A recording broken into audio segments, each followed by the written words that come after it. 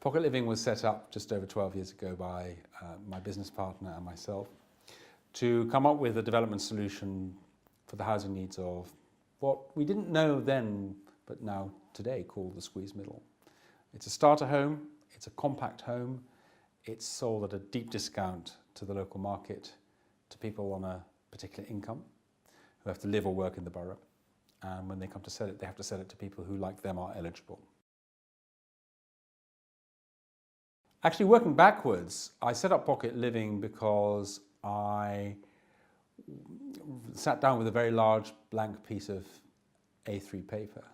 And on the left, I wrote down all the things that I was interested in doing and hopefully therefore not too bad at. And at the bottom, I wrote down all the things that I really hated doing and therefore presumably was no good at.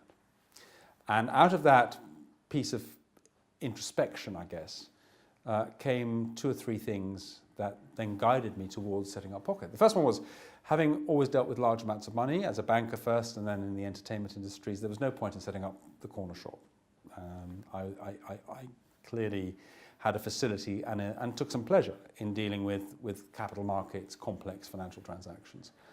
The second thing that came out of that process of introspection, as it were, looking at my career, was that I'd never really bought this line that the world divides between creative geniuses and administrative competence, suits and non-suits.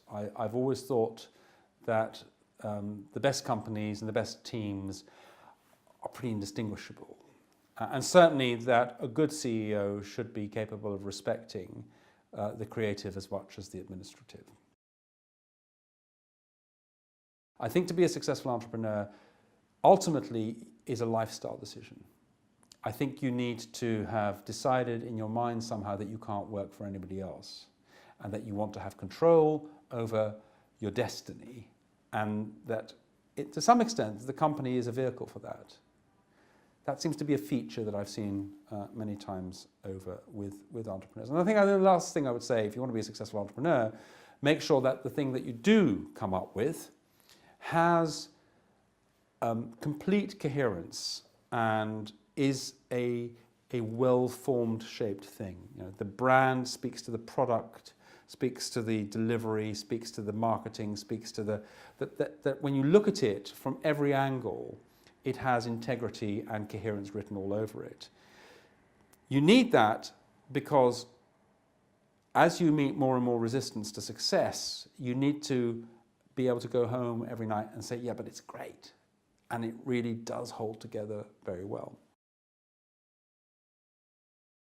The concept of wealth in and of itself is an uninteresting concept. How you manage it is interesting, and what you do with it is interesting.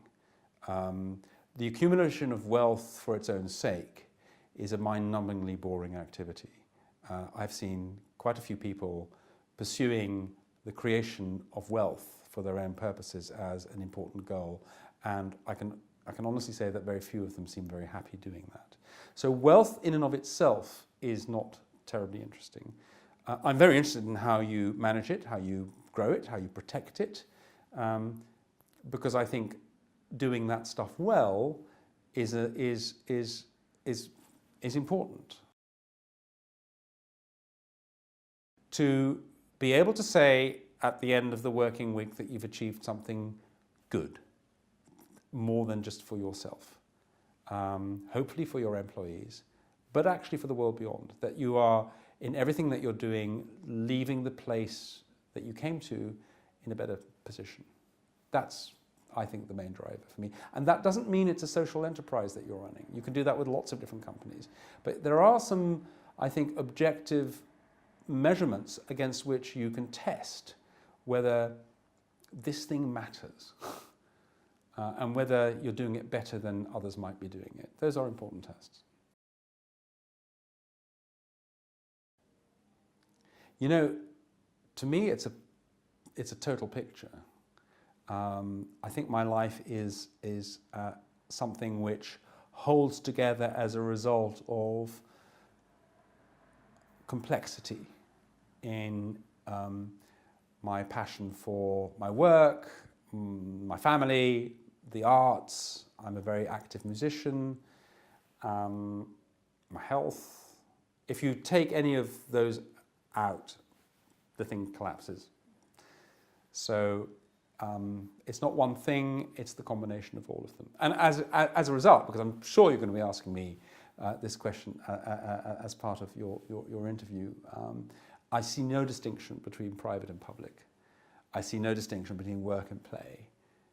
For me, I don't even understand the question. The whole thing is just one complete picture.